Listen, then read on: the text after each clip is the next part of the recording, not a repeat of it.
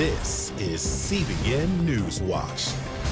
It is Thursday, October 1st. I'm Ephraim Graham. Ahead today, President Donald Trump and former Vice President Joe Biden back on the campaign trail in key battleground states. We're going to bring you a look at the voting bloc that could be a boost for the president, Latino voters. As the Senate gets ready for confirmation hearings for the president's Supreme Court nominee, Amy Coney Barrett, the High Court begins its new term Monday, one justice short, taking up cases involving religious liberty and health care. She's an outspoken black conservative. We're going to hear from Candace Owens about why she says the left in America is trying to separate black Americans from their faith in God and replace it with faith in government. And Israel's Iron Dome missile defense, how it's protected Israelis and saved countless lives. Now the U.S. will be using it to protect its own troops as well. All those stories and more are ahead in this edition of CBN NewsWatch. I want to begin this half hour with President Donald Trump and Democratic challenger Joe Biden back on the campaign trail after Tuesday night's debate. And one group both candidates are going after, Latino voters. Latinos are nearly 17% of our population. They're becoming one of the most important voting blocs in the country. And President Trump has made headway with them. Here's CBN's Heather Sells. With less than 40 days till the election, the margins are tightening. And both campaigns think Hispanic voters could make the difference, especially in these battleground states, Texas, Arizona, Nevada, and Florida. 40 days from now, we're going to win Florida. These four states have substantial Latino populations, and nationwide their numbers are on the rise. A projected 32 million are eligible voters this year, exceeding blacks for the first time. But this group traditionally has failed to see high turnout at the voting booth. Hispanic leader Domingo Garcia says Latinos need candidates who excite them, and right now, Biden is failing. You can't just be against Trump. You got to be for something. And I think Biden's lacking that inspirational message to get Latino voters out. So what is inspirational to Hispanics? Some of the biggest concerns, the economy, health care, and COVID. Both candidates are playing to that, but Trump is playing another card. The Democrat Party has been completely taken over by socialists, Marxists, and far-left extremists. They embrace the policies of communist Cuba, socialist Venezuela. They want to end the American dream for Hispanic Americans. We love Hispanic Americans. It's a card that plays especially well in Florida, where he must win. In Florida, it's very significant. The fact of the matter is both the Cuban and Venezuelan refugees that are now U.S. citizens are very, when you hear the word socialist, that is just a bad word. Biden, for his part, is going after Trump on immigration. Look, Donald Trump has failed the Hispanic community time and time again, and that's not a secret. Whether it's in his heinous act of separating children from their families at our border, or his repeated attacks on Dreamers. Garcia says Trump's anti-immigration rhetoric turns off a lot of voters. Although most Hispanics aren't immigrants, in fact, 4 out of 5 are U.S. citizens. But more importantly, says Garcia, they care about faith. A lot of people, especially Latino males, conservative evangelicals, and Catholics, are willing to put that aside because of his positions on social issues. Evangelical leader Gabriel Salguero cautions against too narrow a message, calling Latinos the quintessential swing voters. About 40% of us are registered independent or not party affiliated. In addition, Hispanics have been more deeply devastated by COVID than the general population. More of them are essential workers, and more of them are getting sick and dying than their white counterparts. If they see a candidate who could make a difference in their lives, that could be what it takes to get them to the polls. Heather Sells, CBN News. And a majority of Spanish speakers say President Trump won Tuesday night's debate. That is according to an unscientific poll from the Spanish language television network Telemundo. It shows 66% of Telemundo's Spanish-speaking audience thought President Trump was the winner. The unscientific survey showed only 34% picked Joe Biden. One of the biggest issues in Tuesday night's contentious debate was the Supreme Court and Joe Biden's refusal to say who he might name to the court. Meanwhile, President Trump's nominee, Amy Coney Barrett, is meeting with senators in Washington before the confirmation hearings begin on October 12th. and the High Court will begin its new term Monday, one justice short. That could be a factor, as there are cases that could affect religious liberty and possibly your health care. CBN's Paul Strand brings us a look at what's ahead. The main religious liberty case involves a Philadelphia Catholic foster agency tossed out of placing foster children for the city because it wouldn't, for biblical reasons, agree to hand kids over to same-sex married couples. The question is whether the city has infringed on the agency's religious liberty. I think many of the justices think that Philadelphia, even if the Constitution didn't compel it, the city ought to have granted a religious exemption in these circumstances. A huge difference this term is the absence of Ruth Bader Ginsburg. This likely means less power for the liberals she led and more for the conservative-leaning justices. And that's why all eyes are on the confirmation process of Judge Amy Coney Barrett. Her record shows that she'll be a justice, as she said, more in the mode of Justice Scalia than in the mode of Justice Ginsburg. And that's precisely what the Democrats are afraid of. Obamacare is once more on the line this term. The justices will decide if the individual mandate that forced Americans to get health insurance is unconstitutional. And if they rule it is, whether that then kills the entire Affordable Care Act. And that's the case Democrats are making their main argument against both President Trump and Amy Coney Barrett. They maintain he wants to kill Obamacare, and she's the justice who would help do it. That case, filed by 14 Republican attorneys general, and the Trump administration would eliminate the Affordable Care Act. Not change it, eliminate it. Most legal scholars don't agree because they say this case has little chance of destroying the whole Obamacare law. And a former Barrett colleague says it's ridiculous to assume her vote is already decided before the case is even heard. It is her conviction. And she has said over and over again, whatever her personal, political, or religious beliefs, her fidelity is to the rule of law first, foremost, and only. But until there's a decision on Barrett, the Supreme Court is split 4-4. That could cause real trouble if the presidential election is contested and the court has to basically pick the president, as it did in Bush versus Gore. I think this will end up in the Supreme Court, and I think it's very important that we have 9 justices. A huge question is whether a growing conservative wing of the court could use the next abortion case to weaken or even overturn Roe v. Wade, which legalized abortion nationwide. No cases are on the docket right now, but 2 soon could be. Whether Mississippi can ban abortions from 15 weeks on, and whether it places an undue burden on patients to force them during a pandemic to visit a doctor to get the drugs needed for a medication abortion. The court's new term begins, as it traditionally does, on the first Monday of October. Paul Strand, CBN News, reporting from the Supreme Court. Coming up, she's an outspoken black conservative who says left-wing policies are actually hurting the black community. We're going to hear why Candace Owens believes the left wants to separate black Americans from their faith in God and replace it with faith in government. We've got the story for you when we come back.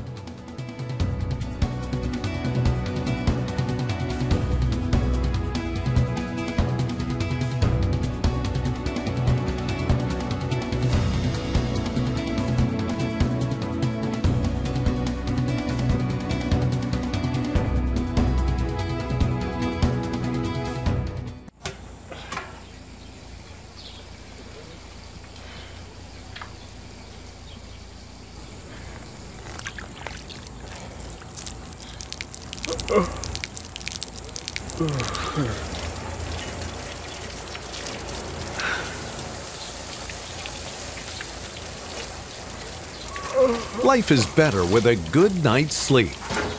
Get your free DVD or booklet of Protect Your Sleep as the world watches from the outside. It's a big diplomatic tug of war here in the Middle East. Go inside the story with Jerusalem Dateline. Israeli archaeologists are talking about a discovery that could change the thinking about the Temple Mount. Join CBN Jerusalem Bureau Chief Chris Mitchell and get the biblical perspective on the events shaping the world. What starts in Israel then ends up going to other places. Watch Jerusalem Dateline Friday night at 9:30 on the CBN News Channel. Life. It's meant to be lived fully. Jesus said it. I came to give you life. Life to the fullest. Life in your family. Life in your finances.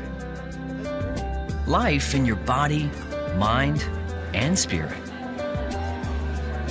Life in your everyday.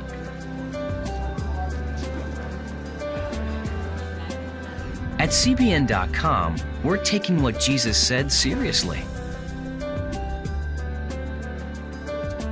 We're here to help you discover life. Life. Live it fully. CBN.com.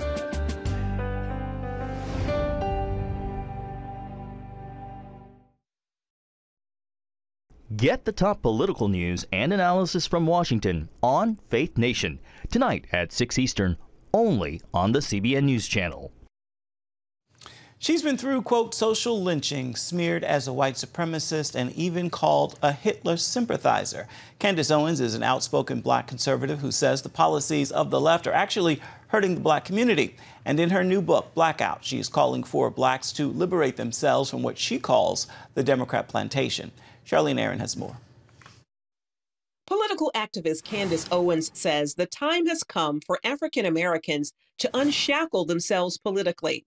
And the outspoken conservative isn't afraid to point out why she feels many of the left's policies actually hurt the black community. As a conservative firebrand eager to tackle controversial issues of the day, Owens is challenging black Americans to think outside the box. Recently on the Ben Shapiro show, she accused Joe Biden and Bernie Sanders of pandering to blacks after the two were interviewed by rapper Cardi B. It is demeaning. It is pandering. It is ridiculous, okay? And she asked pointedly ridiculous questions. I want lower taxes, but I want universal health care for all. She had no idea what she was doing, and yet both Bernie Sanders and Joe Biden made the time to sit with her because they believe black people are stupid. For decades, African Americans have been a loyal voting bloc for Democrats, with 89% supporting Hillary Clinton over Donald Trump in 2016. In her new book, Blackout, How Black America Can Make Its Second Escape from the Democrat Plantation, Owens explains how liberal politicians take the black vote for granted and why she moved to embrace conservative ideals. When I had my aha moment, which really happened with me just looking at Trump coming down the escalator, being like, this man is crazy. I don't want this guy to be president. But then hearing him when he said, Black America, what do you have to lose? And he listed the statistics. And I knew that I came from a family that was impoverished. And I have so many cousins that are on welfare. And I thought to myself, yeah, no, what do we have to lose? Owens points to how President Trump has made progress within the black community after helping achieve historically low unemployment for African Americans and prison reform. She argues while Democrats have long acknowledged struggles in the black community, they do very little to solve them. This hasn't worked out for us. Look at exactly right. Look at our neighborhoods. Look at the condition of our families. Look at the crime statistics. Look at the father absence statistics. What could go worse, right? And that was sort of my perspective, when I decided to support the president. And now after watching his performance over the last 3 years, things have gotten better. Black Americans are better off with Donald J. Trump in president than we were after 8 years of Barack Obama, who was the first black president. As a black conservative, she faces backlash for her views, something she calls a double standard. Being an outspoken black liberal, you're treated fine, the media glorifies you. I've gone through so many social lynchings. I've been smeared as a white supremacist, believe it or not. I've been called a Hitler sympathizer. It really is something for people to consider. If we are actually free as Black Americans, why are we not free to choose to be conservative? As founder of Blexit, the exit of Black Americans from the Democrat Party, Owens says more African Americans are seeing a difference, comparing the president's results to the lack of progress by Democrats. I really do believe that the exit polls of this election are going to shock everybody, and I think people are thinking differently, and that's all I've ever wanted. I wanted to destroy the monolith. On recent attacks against police across the country, Owens tweeted to her more than 2 million followers that Black Lives Matter and the complicit media organizations, athletes, and entertainers are to blame. Just they love the black versus white narrative. The proper context that police officers are killed by black men 18.5 times more. Owens also writes about why she feels the left wants to separate Black Americans from their faith in God and replace it with a faith in government. we are seeing this purposeful push, even in the mainstream media. And the reason for that is because in order for a government to grow, which is what the left is after, that's what socialism is. It's just the ultimate power given to the government.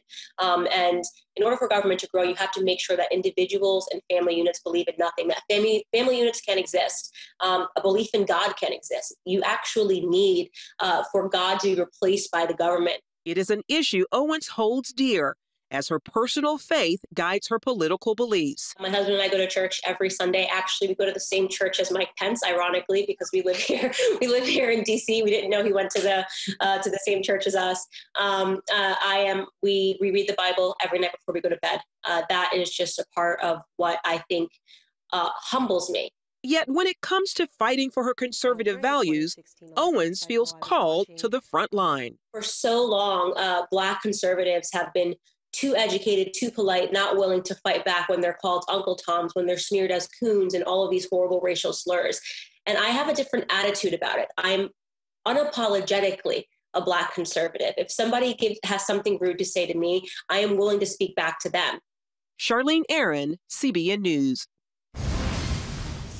Still ahead, it's an air defense system in Israel, and it's saved an untold number of lives since it went into operation nearly a decade ago. We're going to tell you about Israel's Iron Dome right after this.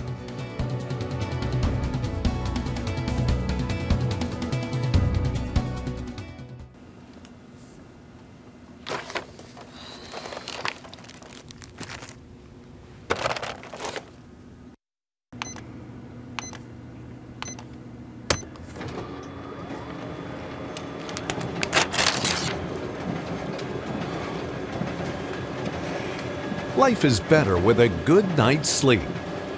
Get your free DVD or booklet of Protect Your Sleep today. I'm Ephraim Graham, and this is Studio 5. Cruise with me as I discover the good things happening in the world of music, sports, television, and movies. The fact that Ryan Coogler was going to be directing the film, I knew that something special was going to happen. We'll chat with artists at the forefront of entertainment and explore the connection between popular culture and faith. I asked my pastor, I said, well, does that mean I'm supposed to be a preacher? He says, well, no, you already have a pulpit. Watch Studio 5 Wednesday night at 9:30. Remember for a moment what it was like to be a child. You believed every story you were told. You saw a world full of endless possibilities. What stories will the world's orphaned and at-risk children believe? We believe the Bible tells the only story truly worth believing. We believe that every child should have the opportunity to dream, the chance to take challenges and turn them into possibilities, the chance to stand on the promises of God, to recognize their place in the greatest story ever told. They have their whole lives ahead of them. Theirs is a world of endless possibilities. They are looking for a story to believe. We will tell them that story. Will you join us?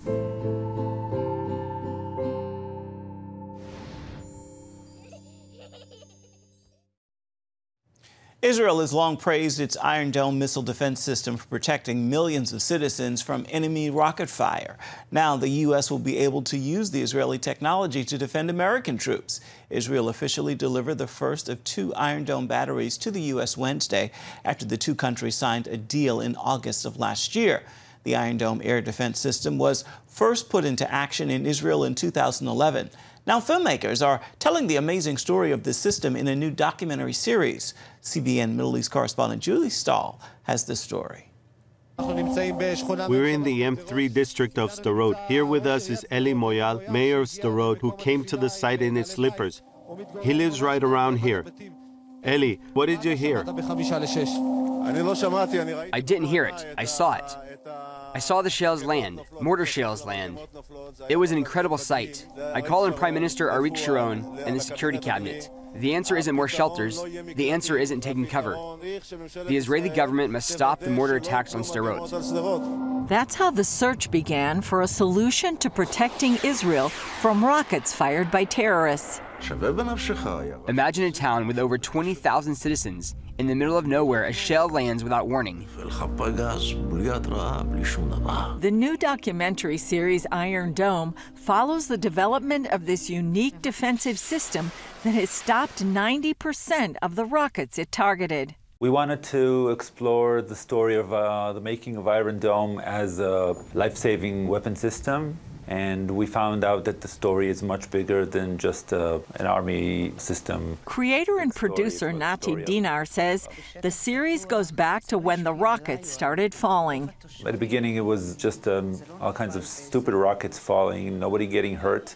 For the first time, when there were a death casualty, people understood this threat is not a game. And one person named Danny Gold, who was in the Ministry of Security in charge of research and development, said, okay, we have to tackle this threat. Dinar said the idea for the documentary started in 2015. I wanted to meet Danny Gold and understand the story. I thought it was a one-man story, and here's this guy, he has an idea, he starts moving things along, and just like making a film, it's never about the guy having the idea and pushing it forward. And with more than 100 interviews. And at a certain point, we understood that the story is not about how rockets hit each other in the sky or how you develop them. This is a human story about people living in threat 24/7 and people trying to protect them, whether they are decision makers or engineers. And we eventually said we want to make an historic piece, but told in a personal way.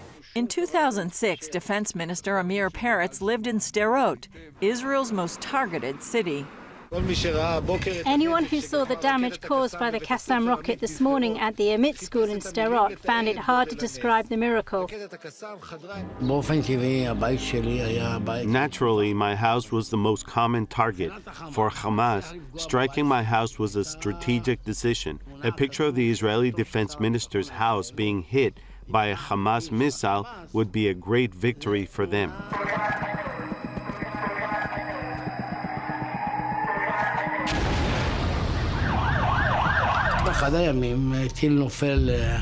One day, a missile landed a few meters from my house. A neighbor from the next street who happened to be there was killed. And my bodyguard, he was patrolling at the time. Both of his legs were blown off. I want you to know that your father is a hero of both Sderot and the State of Israel, and we won't pass over his death as if nothing happened. Don't think you did anything to prevent it. And my heart is so broken. The situation was so bad. We didn't have any solution against those rockets. Not Israel and no any country in the world, including United States. Around that same time, engineers and technicians at Rafael Advanced Defense Systems began work on the Iron Dome. We decided to start to try to develop a system which we can intercept rocket during the trajectory in the air. It was almost impossible. But we understood that we don't have any other choice in Israel. Born in Tel Aviv to Holocaust survivors, Levine brought a personal connection to his work on the system. For me, it's, to protect everyone in Israel. It's let's say, I have it from the childhood. First, we launch the target. The target's in the air. We start the countdown. The announcer, a guy named Dory, starts counting.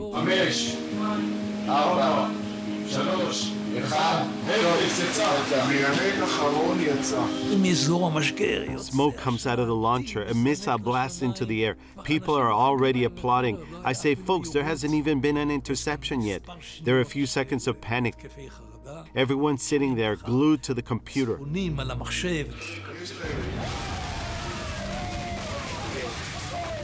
Cheers for a defense system continuing to save Israeli lives today.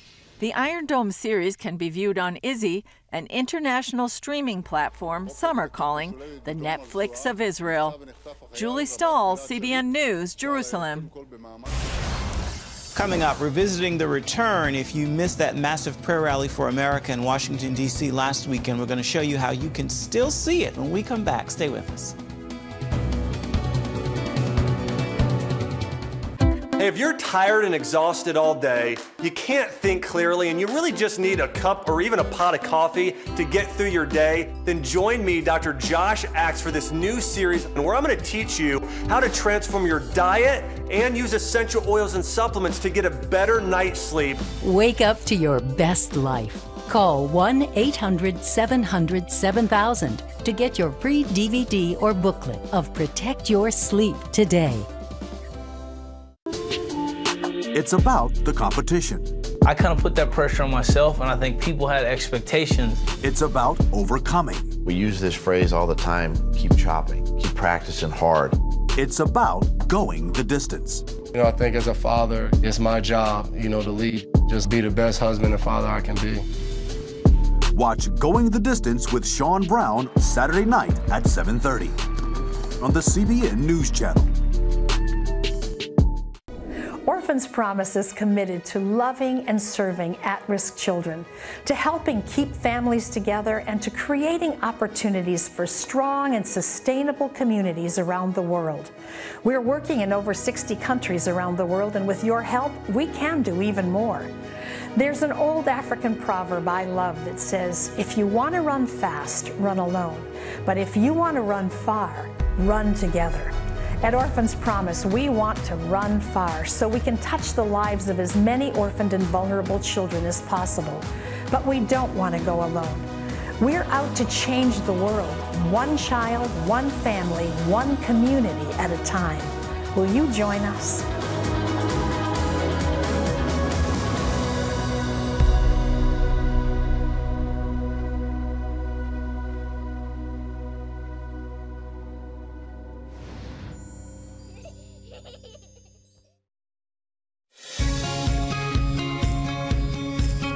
Young people, millennials, are flocking to church. It's not an exaggeration to say that we love to meet them and that we love to know their stories. Check out the CBN News Daily Rundown podcast each weekday with me, Caitlin Burke. Click on the show tab at cbnnews.com where you can listen and subscribe. And finally, this half hour, if you missed it, you can still see a major prayer rally that took place in Washington, D.C. last weekend. Thousands of Christians traveled to our nation's capital for the return National Day of Global Prayer and Repentance. Jonathan Kahn, co-chair of the event, said in his opening address, "This is not a rally, it's not a seminar, it's a sacred assembly.